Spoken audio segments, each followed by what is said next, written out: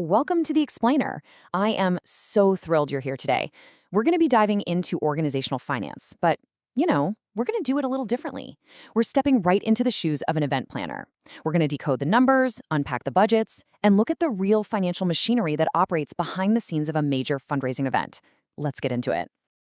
So let me ask you this. How do you actually know if a sold-out event made any money? I mean, picture it. The room is totally packed, everyone's having a blast, the tickets are completely gone. It looks like a massive success, right? Well, not necessarily.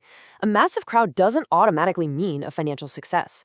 To understand why, we really need to look at the absolute foundation of event planning and organizational finance. All right, it all starts with income, also known as revenue. This is the fun part, right? It's basically all the money received by an organization from literally any source over a given period. For a fundraising gala, this is the cash flowing in from your ticket sales, generous corporate sponsors, auction bids, and of course, those raffle tickets people die at the door. But as they say, you got to spend money to make money. And that brings us to expenditure, which you might also know as expenses or costs. This is absolutely all the money paid out by an organization to run its operations or activities. In the context of an event, we're talking about the venue hire, the catering, the entertainment, the marketing flyers, and paying your staff and security. Oh, and the beautiful decor, which, as any event planner will tell you with a very heavy sigh, means those astonishingly expensive floral arrangements. Now, here is the ultimate goal for any of these events: profit. Profit is just that sweet surplus, the amount left over when your income is greater than your expenditure. It is quite literally the lifeblood of the cause you're trying to support. On the flip side, we have every event planner's absolute worst nightmare: a loss. This is the shortfall that happens when your expenditure is greater than your income. This means your costs completely outpace the money coming in, and the organization actually lost money by hosting the event. No one wants that. So, how do all these pieces fit together? It's actually one master equation. Profit or loss equals total income minus total expenditure. It really is that straightforward.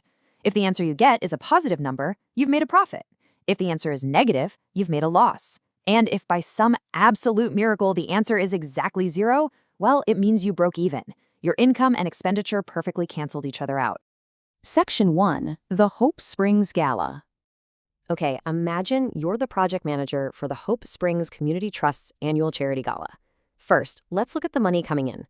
Their total income for the Year 2 gala was 258,550 Rand. But how did they actually get there? Well, they sold 250 tickets at 450 Rand hitch, which brought in a very solid 112,500 Rand. But as we know, a large ticket sales figure means very little on its own. They needed to boost that revenue, so they secured 85,000 Rand in corporate sponsorships, made 42,300 Rand from a silent auction, and pulled in another 18,750 Rand from a raffle. Now for the other side of the coin, the expenditure. Total costs came to 190,550 Rand. You know the drill, they had to pay for venue hire, entertainment, printing, decor, and security. But I really want to point out the catering here. Feeding people is expensive. For 250 guests at 320 Rand a head, catering alone was a massive chunk of the budget, 80,000 Rand just on food and drinks. So, moment of truth. Total income of 258,550 minus total expenditure of 190,550 leaves us with a fantastic 68,000 Rand profit. Because the income beat out the expenditure, the Hope Springs Community Trust generated a brilliant surplus for their cause. But how do we actually evaluate that? I mean, is 68,000 Rand good? To fairly compare this event to others of completely different sizes, we look at the profit margin. For this gala, the margin was 26.30%. To put that into perspective, it means for every single Rand this event earned, they kept just over 26 cents as pure profit. That's a really great metric to track health over time. Section 2. Comparing 2 years.